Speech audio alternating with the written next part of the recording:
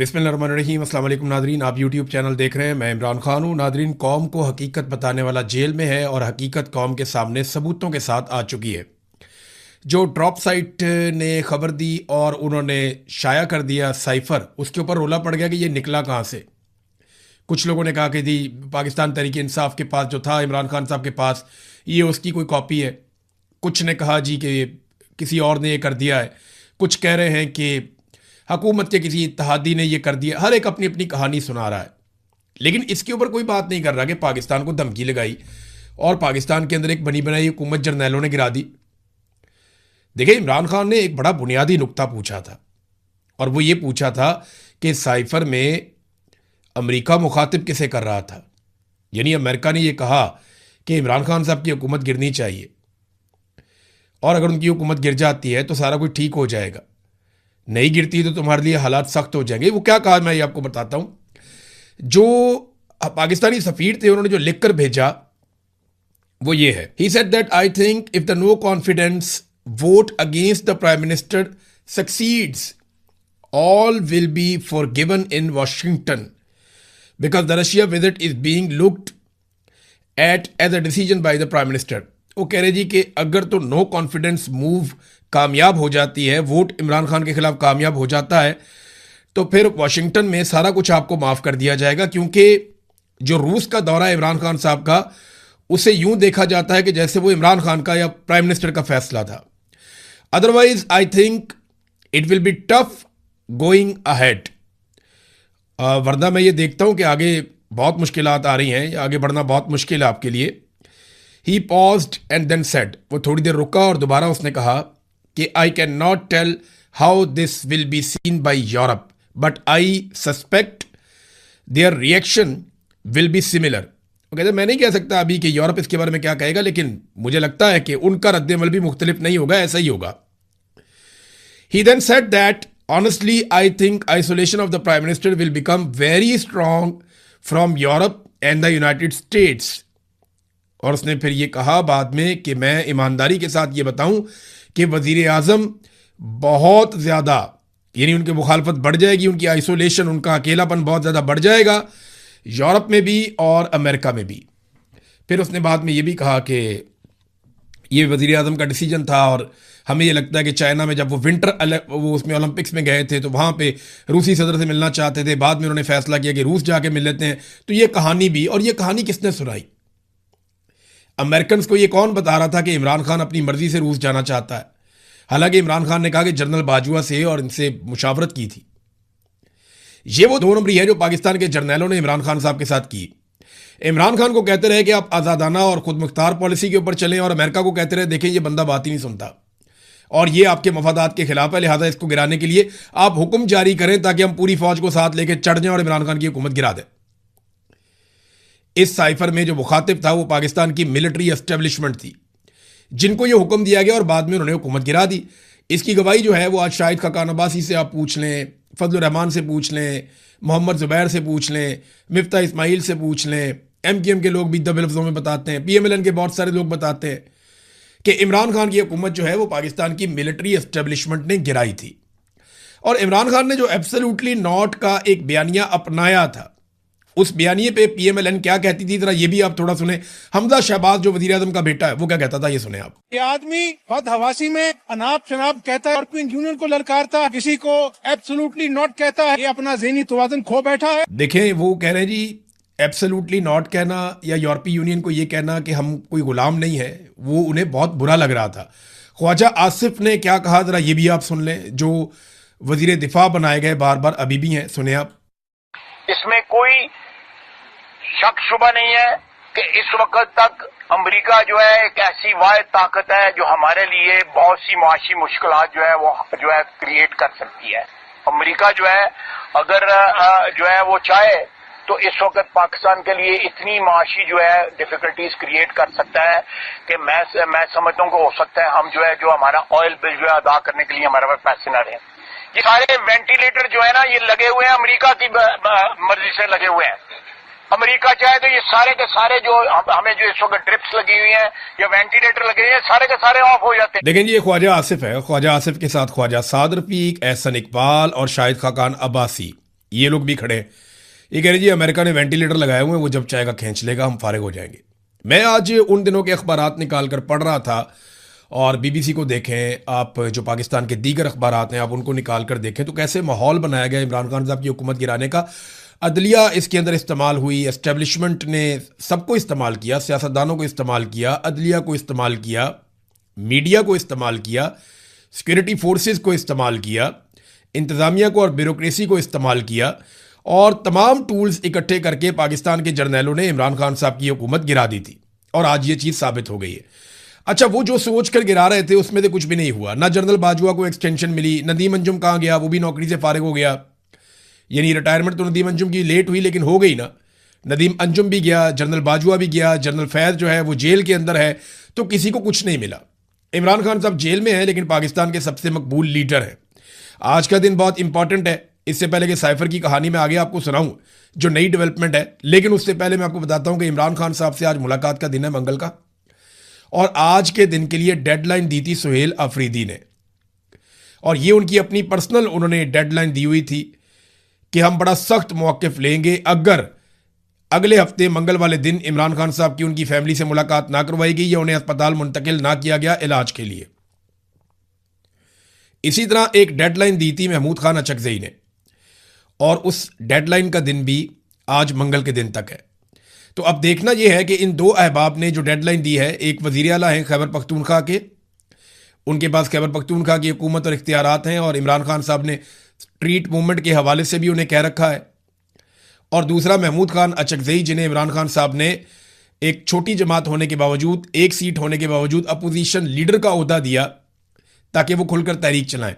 तो देखना यह है कि ये दोनों लोग अब क्या करते हैं, क्या मौक़िफ़ अपनाते हैं और किस तरीके से अपना एहतजाज रिकॉर्ड करते हैं। बहरहाल जुम्मे के लिए उन्होंने अनाउंस किया अपोजिशन ने कि महंगाई के खिलाफ वो एहतजाज करने जा रहे हैं। तो महंगाई के खिलाफ बहुत लेट, बहुत देर से ये एहतजाज करने जा रहे हैं। इन्हें बहुत पहले अवाम के साथ खड़े होना चाहिए था, लेकिन चले देर आए दुरुस्त आए, देखते हैं कितना तगड़ा एहतजाज ये महंगाई के हवाले से कर सकते हैं। तो पाकिस्तानियों को सबको निकल के ना किसी पॉलिटिकल पार्टी की तरफ देखे बगैर इस अंधाधुंध किस्म की महंगाई के खिलाफ आवाज़ उठानी चाहिए। अब दोबारा इस महीने के बिल आना शुरू हो गए हैं, बिजली के बिलों की जो दुर्गत बनी है, और जिस किस्म के इनसेन किस्म के, यानी पागलपन वाली हद के बिल जो आ रहे हैं लोगों को, वो पढ़ के बंदा सर पकड़ के बैठ जाता है कि ये किस नौयत के बिल है। 2 यूनिट इस्तेमाल किए हुए एक बंदे ने, उसको कोई 2999 रुपये का बिल आया हुआ है। मैं तो अजीब अजीब किस्म के बिल और ये डॉक्यूमेंट्स देख के हैरान हो रहा हूँ, किस किस किस्म के टैक्स इन्होंने लगा दिए हैं बिलों के अंदर, आप सोच भी नहीं सकते। बहरहाल इमरान खान साहब से आज मुलाकात होती है या नहीं होती, इस पे मुनसर है पाकिस्तान तहरीक इंसाफ का अगला लाया अमल। और आज वैसे भी ये फैसला किया गया था कि बड़ी तादाद में लोग आएंगे, खासतौर पे पार्लियामेंटेरियंस। तो ये देखते हैं कि वो लोग आते हैं या नहीं आते, क्योंकि साइफर वाली कहानी ने हर चीज़ खोल कर रख दी है। ड्रॉप साइट ने इस पर एक और स्टोरी की है। उन्होंने ये दावा किया कि उन्हें ये जो खबर मिली है, ये जो साइफर वाली या जो साइफर का डॉक्यूमेंट उनके हाथ लगा है, ये प्राइम मिनिस्टर ऑफिस से नहीं उनके हाथ लगा। उनका ये दावा है कि ये डॉक्यूमेंट उनके हाथ लगा है जो मिलिट्री को दिए गए थे डॉक्यूमेंट्स, उनमें से एक। यानी साइफर को किसने लीक किया, ये सवाल पूछा जा रहा है ना। तो फौजियों में से किसी एक फौजी ने लीक किया, ये अब इसके अंदर बताया जा रहा है। मौजूदा रजीम के हामियों की जानिब से इमरान खान पर गद्दारी का मुकदमा करने के मुतालबात के बाद ड्रॉप साइट का एक और बड़ा इंकशाफ सामने आया है। साइफर के आखिर में जो मौसूल कनिंदगान की फहरिस्त के साथ की गई तरमीम इंतहाई अहमियत की हामिल है, और ये कहाँ से लीक हुई इससे आइडिया हो जाता है, और दूसरी ये इसका जरिया कौन था और कौन नहीं था ये भी इससे पता चलता है। बाज़ क़ियास आराइयों के बरक्स ड्रॉप साइट की जानिब से जारी करदा कॉपी वज़ीर आज़म के दफ्तर से हासिल नहीं की गई, ये पाकिस्तानी फ़ौज के अंदर से आई थी, एक ऐसे शख्स की तरफ से जो मुल्क की क़यादत की सिमत से मायूस होकर और बदज़न हो चुका है। अच्छा, ये कई लोगों को भेजी गई थी ये कॉपी, जिन लोगों के पास थी उनमें से एक फौजी जरिए ने, अब ये दावा किया जा रहा है, ये ड्रॉप साइट को पहुंचाई है, और उन्होंने फिर उसके बाद उसको छाप दिया है। मौसूल कुनिंदा जो है वो एक फौजी था जिसने मायूस होकर, उसको लगा कि पाकिस्तान का तो बेड़े गर्क कर दिया इन्होंने साइफर के बाद, तो उसने ये बाहर निकाल दिया। अब ये कौन हो सकता है, अपना अपना ज़हन आप सारे लोग लड़ाएं, क्योंकि इसके बारे में ड्रॉप साइट ने बताया भी नहीं और मेरे ख्याल में बताएगा भी नहीं, बताना भी नहीं चाहिए, अपना सोर्स कभी भी डिस्क्लोज नहीं करना चाहिए। पाकिस्तान के मीडिया को यह हुक्म दिया गया है कि कुछ भी हो जाए आप साइफर के मामले पे ज़्यादा बहस नहीं करेंगे। यानी आपने इसके कंटेंट पे बात नहीं करनी कि इमरान खान की हुकूमत गिराई गई, ये कोई साजिश थी, ये कोई मुदाखलत थी। वैसे साजिश और मुदाखलत तो नहीं है, ये खारिश है जो पाकिस्तान की एस्टेब्लिशमेंट को लगी हुई है पीछे 78 साल से। 78 साल से इनको एक खारिश लगी हुई है, इनकी खारिश नहीं दूर होती। ये हर 2-3 साल बाद किसी की हुकूमत गिरा देते हैं। भाई किसी को चलने दोगे तो पाकिस्तान चलेगा ना।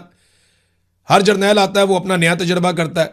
हर जर्नैल को अपने लिए एक्सटेंशन और मफादात और फ़ायदे चाहिए होते हैं। वो अपनी ज़ात और अपने घर से बाहर ही नहीं निकलता, वो अपने बारे में सोचता है। उसे ताकत मिलती है, वो छोड़ना ही नहीं चाहता। ये खारिश ना जर्नैलों की दूर नहीं हो रही, और इस खारिश की वजह से कभी साजिश होती है, कभी मुदाखलत होती है, कभी साइफर आता है, कभी कुछ होता है। कितनी ही हुकूमतें इन्होंने गिरा दी। नवाज शरीफ की हुकूमतें बार बार गिराई, बेनज़ीर की गिराई, यूसुफ रज़ा गिलानी की हुकूमत गिरा दी, इमरान खान की हुकूमत गिरा दी। लेकिन इमरान खान एक ऐसा आदमी है जिसकी हुकूमत इन्होंने गिराई तो इमरान खान ने कहा कि भाई मेरी हुकूमत आवे या ना आवे, मैं बेनकाब करूंगा, बताऊंगा कि तुम लोगों ने क्या किया है इस कौम के साथ।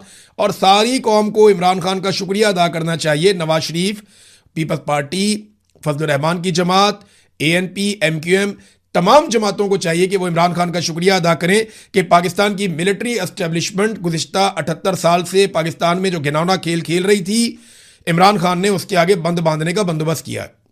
अगर ये जमातें सिर्फ 5% भी मेहनत करना जितनी इमरान खान ने काम कर दिया है तो मिलिट्री एस्टेब्लिशमेंट हमेशा के लिए पिंजरे में बंद हो जाएगी और ये सिर्फ हुक्म बजा लाया करेंगे।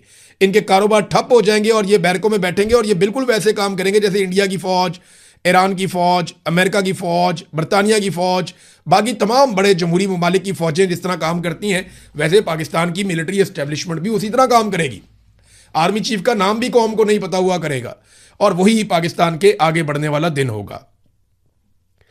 अब नाज़रीन, मीडिया को तो ऑर्डर दे दिया गया कि साइफर पे बात नहीं करनी, बात करनी है तो ये बात करो। ये साइफर निकला कैसे, रोला इसके ऊपर डाल दिया और कईयों की ड्यूटी लगा दी कि ये साबित करो कि साइफर में तो कुछ भी नहीं है, इमरान खान ने तो कोई और बात की थी, यहां बात कोई और है। नहीं, मैंने आपको पढ़ के सुनाया जो इमरान खान ने कहा वो आज साबित हो रहा है। कोई भी इसके मवाद के ऊपर गौर नहीं कर रहा। जो टाउट सहाफ़ी हैं उनके पेट में मरोड़ उठ रहे हैं और वो परेशान है कि जनाब ये साइफर बाहर कहां से आ गया। कोई एक कहानी सुना रहा है, कोई इधर की कौड़ी लेकर आ रहा है। किसी को समझ नहीं आ रही कि इस मामले को अब जस्टिफाई कैसे करना है। कासिम सूरी साहब का भी स्टेटमेंट आया, उनका यूट्यूब चैनल है, उसको आप जाके ज़रूर सब्सक्राइब करें। कासिम सूरी साहब का यूट्यूब चैनल ज़रूर देखें। वो बहुत सारी चीज़ों के गवाह हैं, उन्होंने बहुत कुर्बानी दी है, बहुत मार खाई है, अपनी पूरी फैमिली, उनकी अपनी ज़िंदगी, उनको बहुत लालच दिए गए, उनको बहुत ज़्यादा काबू करने की कोशिश की गई लेकिन वो किसी के काबू नहीं आए, ना वो किसी लालच में आए। और उनका यूट्यूब चैनल वो चलाते हैं, उस पर बात करते हैं, खुद मेहनत भी करते हैं, अमेरिका के अंदर जिला वतनी की ज़िंदगी गुजार रहे हैं। पाकिस्तान की मिलिट्री एस्टेब्लिशमेंट उनकी जान की दुश्मन है। कादी फ़ायद ईसा कासिम सूरी साहब को ढूंढा करता था, अब कादी फ़ायद ईसा को लगता है कासिम सूरी साहब ढूंढेंगे कि जनाब बताओ ये साइफर आ गया, मैं जो कहता था वो ठीक था। अब उन जजों का भी एहतसाब होना चाहिए जिनको ये कहा गया कि जनाब ये धमकी है, ये तरीका वारदात है, अमेरिका के हुक्म के ऊपर सारा कुछ हो रहा है, ये सारा अमल मशकूक है, कासिम सूरी की रूलिंग ठीक है। लेकिन उन जजेस ने कहा नहीं, हमने हुकूमत गिराने का हिस्सा बनना है और सबने मिलकर हुकूमत गिरा दी। एक और चीज आप गौर कीजिए, ये साइफर आया कब? ये साइफर आया 7 तारीख को और तहरीक अदम एतमाद कब पेश की गई? 8 तारीख को।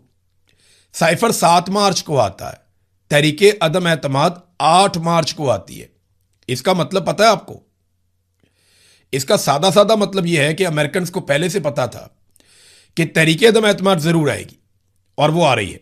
देखिए, पाकिस्तान के अंदरूनी एक पॉलिटिकल मैटर के ऊपर अमेरिका को इतनी जबरदस्त इंफॉर्मेशन नहीं हो सकती कि वो एक दिन पहले आपके सफीर को बुलाए और बुलाकर बैठ के उससे ये मुतालबा करे कि कल जो तहरीक अदम एतमाद आने वाली है उसकी कामयाबी से मशरूत है आपकी माफी, कि हम आपको माफ कर देंगे।